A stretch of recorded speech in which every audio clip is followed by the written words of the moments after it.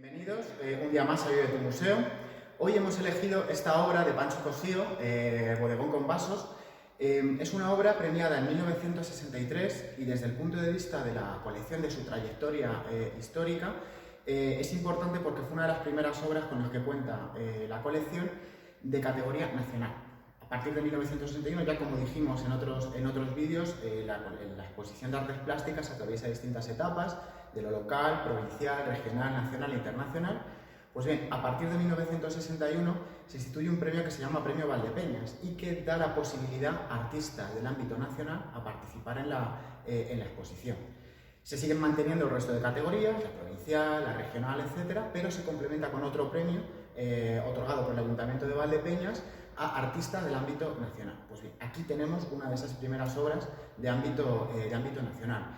Y precisamente no de un artista emergente, sino de un artista que ya había consolidado su producción y su figura como tal en el ámbito nacional. Pancho Cosío, de hecho, esta obra es premiada en el año 63 y en el año 62 acaba de recibir la Medalla al Mérito de las Bellas Artes por parte de la Academia. Es una obra importante porque la obra en sí de Pancho Cosío hasta cierto punto podríamos considerarla como a medio camino entre la tradición y la modernidad, entre las vanguardias, lo que perduraba de las vanguardias antes de la Guerra Civil y en lo que se fueron convirtiendo después del conflicto bélico. Además, un tanto acabó sus últimos años con una sensación amarga como de haber participado en un sistema de las artes manejado por el poder, en el que nunca terminó de encajar y que al final pues, no pudo convertirse, no se le utilizó su figura como una de las más emblemáticas de las vanguardias. Hablaremos de todas formas de este aspecto a lo largo de la visita. Lo que voy a hacer es lo de siempre, para que el cuadro brille por sí solo, lo que voy a hacer es pasar detrás y comenzamos con la explicación. Bien, nos vamos a aproximar primero a la figura, a la biografía de Pancho Cosío, porque, Pancho Cosío, de nombre, Pancho Cosío es el nombre artístico, su nombre en realidad es Francisco Gutiérrez Cosío. Nace en 1898 en Cuba, cuando todavía pertenecía a España. Nace además en el seno de una familia de comerciantes y bueno, su padre era almacenista de tabaco y bueno, según cuentan las biografías del propio Pancho Cosío, fue un adelantado a su época porque abolió la esclavitud en sus haciendas antes de que se le reconociera desde el punto de vista legal por la legislación estatal. Volvió al poco de nacerse, la familia se traslada de nuevo a la península, porque su familia procedía de Santander, y ahí es donde se inicia sus primeros pasos en las artes. Su formación inicial, a partir de 1914-1915, bueno, pues pasa las fases del academicismo habitual entre aquellos que se dedicaban a la pintura o a la escultura. Tiene distintas etapas. Se inicia una pintura muy colorista que enlaza hasta cierto punto con la tendencia al costumbrismo de la escuela del País Vasco, con representaciones pues de personajes, de tipos de Cantabria, marineros, pescadores, traineras. También tiene además representaciones del tipismo que enlaza con la representación de Zuloaga, por ejemplo el torero. Tiene una obra de un torero que tiene unas reminiscencias pues de la obra de Zuloaga, pero también tiene una etapa modernista, tiene una especie de composición de un jardín modernista que lo acerca al simbolismo. Cuando se traslada a Madrid, pues el ambiente que se encuentra en la capital pues es básicamente el que veíamos cuando hablábamos de los primeros años de Gregorio Prieto, es un ambiente pues netamente academicista, y él en un momento concreto, en 1922-23, él decide que necesita nuevas formas de arte, nuevas experiencias, y al igual que habían hecho muchos otros artistas españoles, decide iniciar el tránsito, un viaje de estudios a París. En este caso no recibe beca como otros artistas, no tuvo subvención, sino que se lo costeó con sus propios medios. Estuvo residiendo en un hostal. hasta que al final se fue buscando pisos en los distintos puntos donde se concentraba la producción artística en París. Estuvo en Montmartre, luego se pasó a Montparnasse. Allí, bueno, dentro de ese ambiente de creatividad en el París de la época, bueno, presenta en 1923, participó en el Salón de los Independientes y en 1924 en el Salón de Otoño y consiguió vender su primera obra. Hay un libro bueno, que es fundamental para entender la obra de Pancho Cossío, de Ángel de la Hoz y de Benito Madariaga, de 1997, en el que aportan una documentación muy importante sobre la correspondencia que mantenía Pancho Cossío con sus dos hermanas. Les informaba absolutamente de todo lo que le acontecía en París, por lo tanto tenemos una información muy valiosa para documentar esos años, esas experiencias, ese proceso formativo. Formó parte del grupo de pintores jóvenes españoles en París, que estaban reunidos en torno a la figura de Picasso, bueno, pues junto con Bores, con Ismael de la Serna, con Viñes y con Peinado. Fue un grupo que tuvo la posibilidad de conocer no solamente la plástica de Picasso y su planteamiento en torno a la forma, a la figura, sino también de Juan Gris. Y es una época, bueno, pues en la que Pancho Cossío investiga con nuevas formas de figuración. Decía el crítico de arte Gaya Nuño que una de las principales características de la obra de Cossío era la capacidad constante de reinventarse, de saltar de un estilo a otro y cuando se cansaba de uno de volver a empezar otro nuevo. Esa característica, bueno, lo que hizo aproximarse a la pintura, al postcubismo, y en concreto, bueno, pues a la figura de Juan Gris. En esa época, pues tiene este grupo, el grupo de los 5, tiene muy buena acogida por parte de la revista Cahiers d'Art y tiene mucha promoción, especialmente la pintura de Pancho Cossío.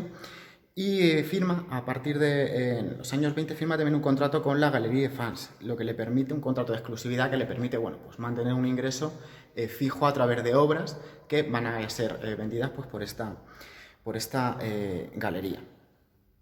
Bien, estos años también no solamente es el contacto con Picasso. Pensemos que en 1924 se firma el manifiesto surrealista. Está ahora mismo en un caldo de cultivo creativo completamente distinto al que existía en la España de la época. Según Gaya Nuño decía, bueno, que precisamente Cossío podía haber vivido perfectamente de esos años de producción. Sin embargo, a partir de los años, a finales en torno al 29 o al 30, empieza a plantearse una participación más activa, no solamente desde el campo de las artes, un arte comprometido, sino también desde el punto de vista de la política, de la implicación política, en concreto con su país, con España. A su vuelta, en 1931, bueno, en el 32, se afilia a las Jons de Ramiro de Ledesma, se compromete mucho con el mensaje falangista, y funda la delegación de Santander. Entre 1933, en el periodo de la República y durante la Guerra Civil, mantiene una actividad política muy importante. Se alineó con el régimen, por supuesto, detrás de la Guerra Civil y durante esos años no es que dejara de producir arte, él sigue pintando, pero sí desaparece de la escena pública de exposiciones tan asidua como tenía en los periodos anteriores. El periodo en los primeros años de la Guerra Civil se describe además en algunas de las cartas que él sigue manteniendo con Bores, compañero suyo del grupo de los 5 en París. Él habla de que siente un ambiente artístico muy pacato en la España de la posguerra. Él pensaba que la Revolución Nacional Socialista, al fin y al cabo, haría por donde salvar la vanguardia, o se posicionaría a favor de la vanguardia. Sin embargo, ahora mismo los pintores de vanguardia que tenemos se encuentran en el exilio, tanto en el exterior como en el interior, como definía Gasset. Es un régimen que opta fundamentalmente por la figuración, por los temas académicos y por la exaltación del patriotismo y los temas nacionales. Es algo que Cossío ya había abandonado décadas antes. Y él lo que hace en estos años es un ejercicio de coherencia con el propio estilo que había empezado a trabajar en París, cosa que no fue muy habitual para los artistas que trabajaron durante esos años del primer franquismo. En 1944, bueno, mantiene exposiciones, vuelve otra vez a primera fila en el año 44, exposiciones de Bellas Artes. A pesar de que se le ha tildado un periodo de improductividad, pero no, él sigue produciendo arte. Y en 1948, bueno, vuelve otra vez con exposiciones en Madrid, en Barcelona, en Santander. Recibe encargos oficiales, bueno, tiene una galería de retratos que además estuvo expuesta hace relativamente poco, en 2017, 2018, si no recuerdo mal, en la exposición organizada por la Reina Sofía, Campo Abierto. Campo Cerrado, perdón. Había una colección de retratos de Primo de Rivera, de Franco, de distintos dignatarios del gobierno, en los que en vez de hacer un retrato académico oficial al estilo de la pintura académica, lo que hace es colocar como una especie de veladura, como si tuviéramos puntos de luz, como si tuviéramos una neblina justo delante de esas obras, que le da cierto toque moderno.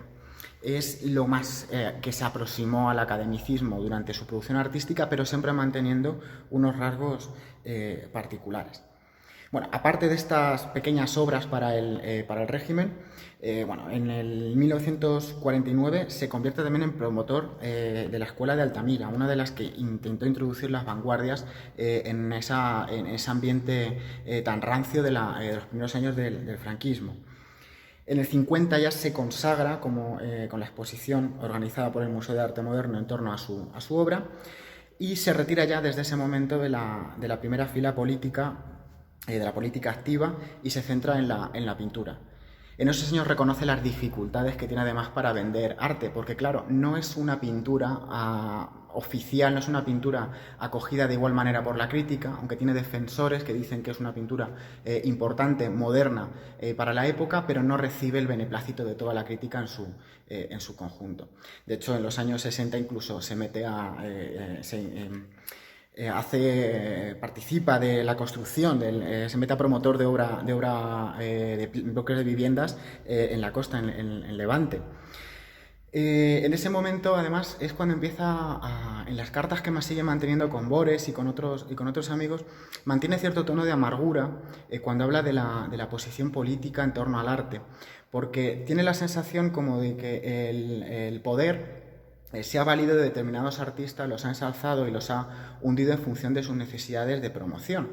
Piensen que en finales de los años 50, en el 59, ya comienza el plan de estabilización, y el régimen se empieza a fijar en un grupo de artistas abstractos, informalistas, Tapies, Saura, Millares, que empiezan a exponer en Estados Unidos y que dan una idea muchísimo más moderna de esa España concebida en el exterior todavía como un régimen dictatorial.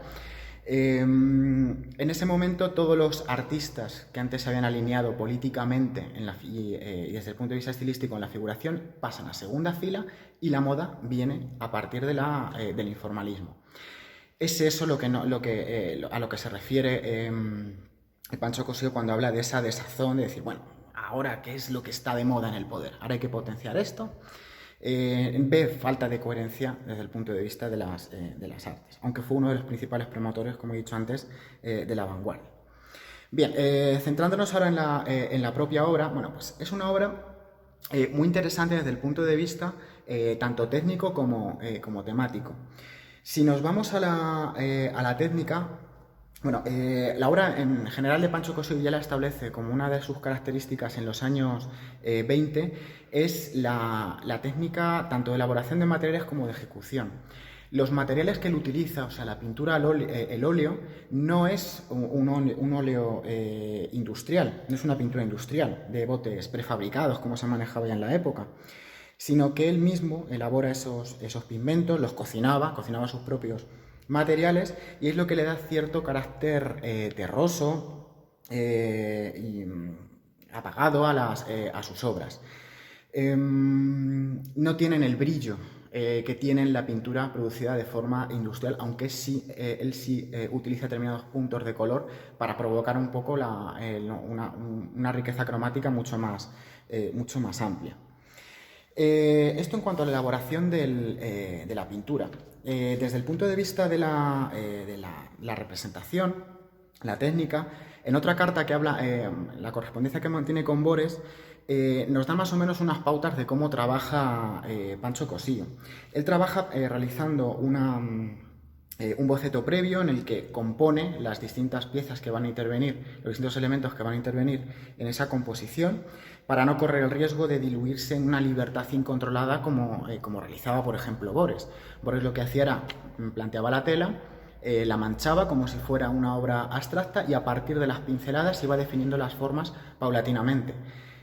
Cossío no, Cossío trabaja sobre un boceto previo, empieza manchando la obra, pero ya sabe más o menos dónde van a ir colocados los distintos elementos. Es la pincelada también la que le permite, de alguna forma, dirigir esa disposición de los objetos.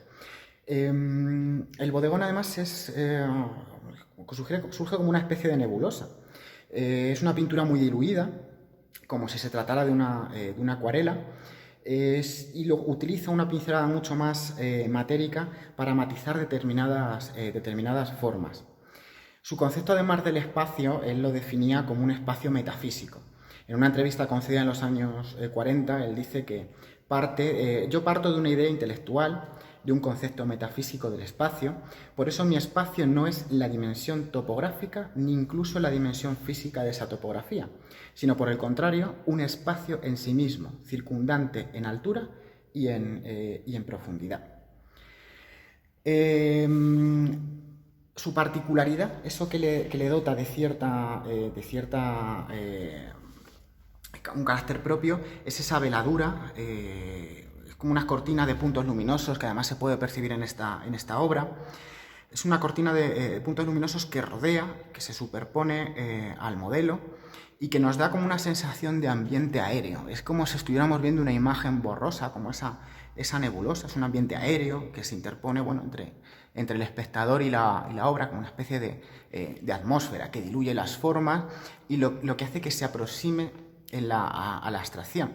Es una abstracción pensada, meditada, que acaba convirtiéndose en una figuración.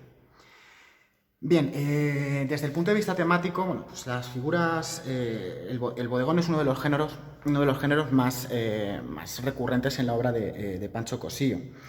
Es predilecto junto con el retrato. Y de hecho, en la obra que posee el Reina Sofía de este autor, bueno, pues hay otros muy semejantes, concretamente dos mesas de 1954 y la Gran Mesa de 1962, o sea, pintado un año antes que el que tenemos justo delante. Tiene muchísimas semejanzas con esta obra. Esta quizás es mucho más colorista que las dos anteriores. Pero sí hay un elemento en común: los vasos que pueden ver, que tienen como una especie de pajita en el interior, uno de esos vasos sí que aparece en la obra del 62.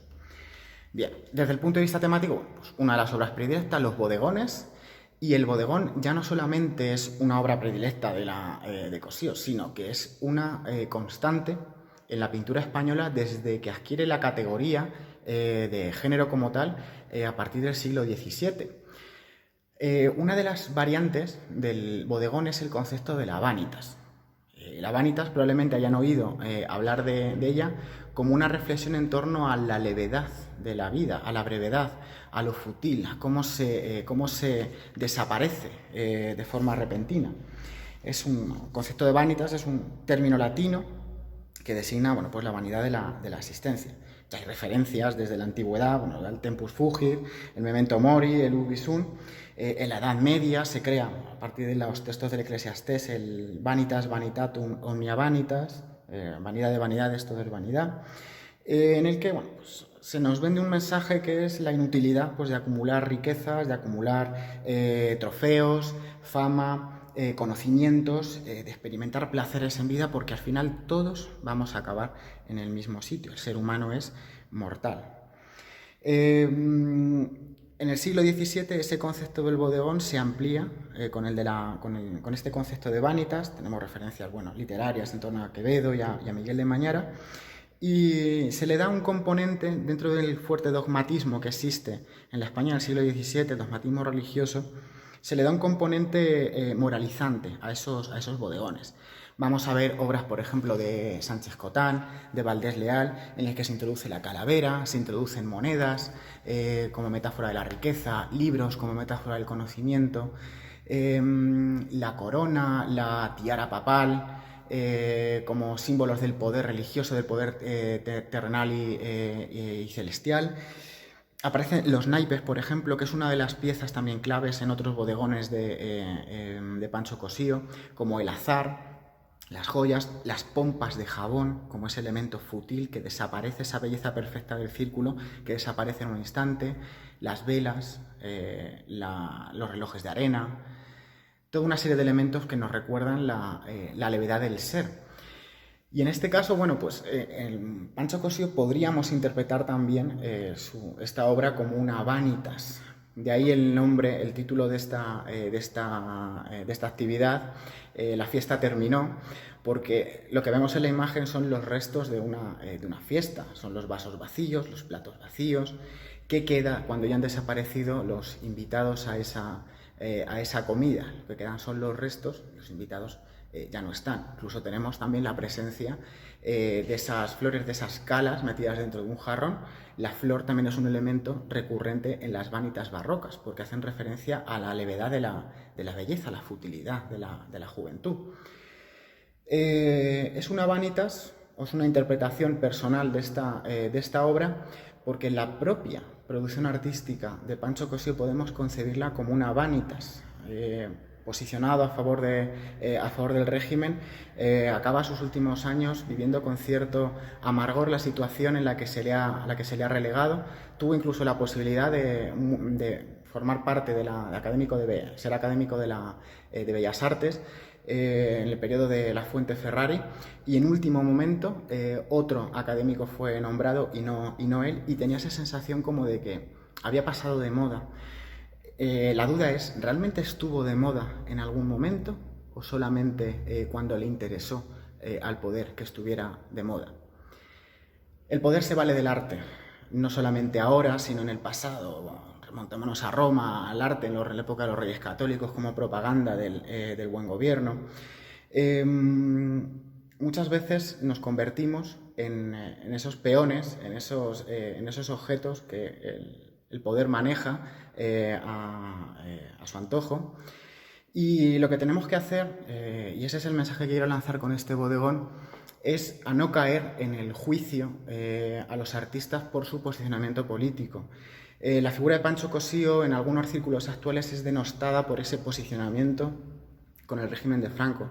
Es algo que también han sufrido otros artistas. Bueno, de hecho, tenemos, por ejemplo, el caso de Juan de Ávalos. Hacía obra figurativa que se encuadraba muy bien en la escultura académica que pedía el régimen durante los primeros años, y se han destruido monumentos suyos, se han guardado simplemente por el contenido político que tenían y no por el valor artístico que tenía la propia obra. Así que aprendamos a valorar a los artistas en sus creaciones y no a juzgarlos por su posicionamiento político. Me causa profunda tristeza en estos últimos días cuando comunidades de vecinos que han salido a aplaudir juntas, que han estado ayudándose mutuamente durante los peores días de la pandemia, ver los enfrentamientos ideológicos que se producen entre ellos, manejados por determinados círculos políticos, determinadas ideologías políticas que los manejan como peones para que se enfrenten ellos y no se les pidan responsabilidades a los que realmente los tienen. Así que saquemos un mensaje de este análisis de la obra de Pancho Cosío, valorémoslos por su obra y valoremos también lo que nos rodea por lo que es, no por su alineamiento político. Quiero acabar no con esta obra, sino con un ejemplo de esto que les digo, y me voy a trasladar a otro cuadro en concreto de esta exposición. Es un cuadro de Alejandro Quincoces, del año 1999, en el que, bueno, hablando con otros compañeros, nos fijamos que en la parte baja de ese cuadro aparece, aparte de la firma de Alejandro Quincoces, aparece una frase, una palabra. Es este cuadro en concreto, Mesa Blanca, Bien, desde el punto de vista compositivo es semejante, nos puede recordar a la obra de Pancho Cosío, y la particularidad, bueno, esto es premio en 1990, es que justo en la parte de abajo pone Mesa Blanca a Pancho.